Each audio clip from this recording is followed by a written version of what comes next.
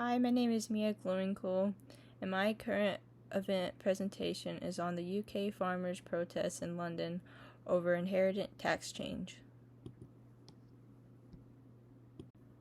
These protests are some of the biggest we've seen from farmers in decades. Thousands came to London to push back against the new inheritance tax reform proposed by the Labour government. The plan targets large estates, anything over £1 million, and removes previous exemptions that many farming families relied on. Starting in 2026, these changes could make it difficult for families to pass farms down to the next generation. For many, this feels less like a tax adjustment and more like a direct threat to their livelihoods.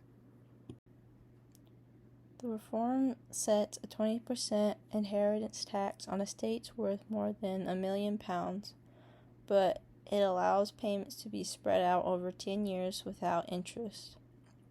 The government claims this will soften the blow and that about 73% of small and mid-sized farms won't be affected.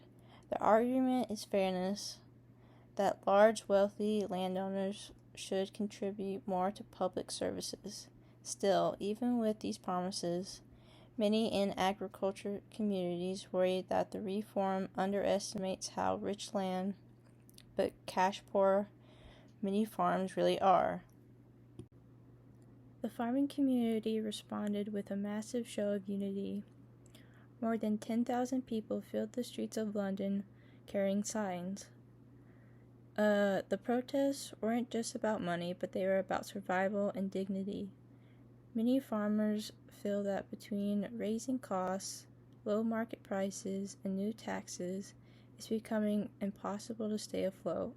One dairy farmer, Jasper Beacon, summed it up perfectly. He said, "They're getting hit twice, once by low milk prices and again by heavier taxes." Some experts argue the reforms aren't as devastating as they seem. The Institute for Fiscal Studies estimates only about 500 farms a year will actually be affected. They also point out that farmers still receive tax benefits other professions don't. The government officials like Rachel Reeves and Steve Reed admit the frustration is real, but they believe these changes are necessary to make the system more balanced and sustainable in the long run. It's a difficult trade-off between economic fairness and protecting rural tradition. To really understand why these protests matter so much, we have to look back to the post-war era. The current anger isn't just about taxes, but it's about a broken promise that dates back nearly 80 years. After World War II, the government made an unspoken deal with farmers. In exchange for keeping the country fed, they'd be protected and supported. The new reforms feel to many like the government walking away from that commitment. After World War II, Britain was struggling. Rationing was still in place, and the country depended heavily on food imports. To prevent future shortages, the Labour government made agriculture a key part of rebuilding. They introduced Agriculture Act of 1947, which aimed to stabilize farming, boost food production, and make the nation more self-sufficient.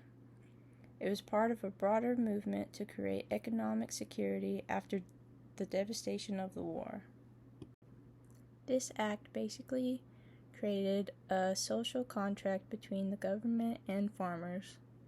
The state guaranteed fair prices and a steady market, while farmers promised to supply affordable, reliable food to British people.